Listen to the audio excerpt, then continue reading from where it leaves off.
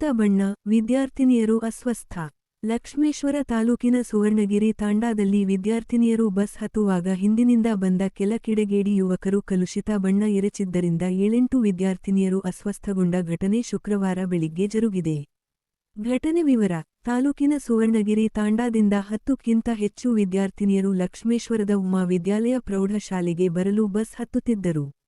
ಈ ಸಂದರ್ಭದಲ್ಲಿ ವಿದ್ಯಾರ್ಥಿನಿಯರ ಮೇಲೆ ಬಣ್ಣ ಎರಚಲು ಬಂದಿದ್ದ ಯುವಕರಿಗೆ ಪರೀಕ್ಷೆಗಳು ಇವೆ, ಬಣ್ಣ ಹಾಕಬೇಡಿ ಎಂದು ಸಮಜಾಯಿಸಿ ಕೇಳಿಕೊಂಡರೂ ಈ ವೇಳೆ ಕಿಡಿಗೇಡಿ ಯುವಕರು ವಿದ್ಯಾರ್ಥಿನಿಯರ ಮಾತಿಗೆ ಕಿವಿಗೊಡದೆ ಯುವಕರು ವಿದ್ಯಾರ್ಥಿನಿಯರ ಮೇಲೆ ಸಗಣಿ, ಮಣ್ಣು, ಮೊಟ್ಟೆ, ಗೊಬ್ಬರ ಇನ್ನೂ ಹಲವು ರಾಸಾಯನಿಕ ಬಣ್ಣ ಮಿಶ್ರಣ ಮಾಡಿ ವಿದ್ಯಾರ್ಥಿನಿಯರ ಮೇಲೆ ಎಸೆದಿದ್ದಾರೆ ಹಾಗೂ ಬಸ್ ಒಳಗೂ ಎಸೆದಿದ್ದಾರೆ.